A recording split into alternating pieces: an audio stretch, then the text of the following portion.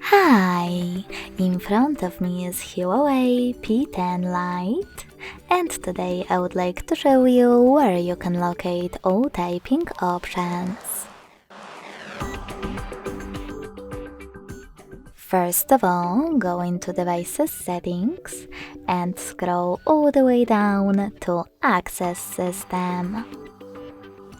Then select Language and Input, Virtual Keyboard, and SwiftKey keyboard. Now you need to tap on Typing, and then Typing and Autocorrect. As you can see, all text correction options are over here. To manage them, click on the switchers next to the chosen ones, or tap on the chosen one and select one of the available options.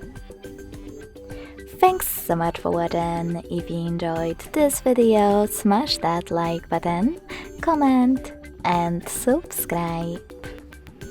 Bye!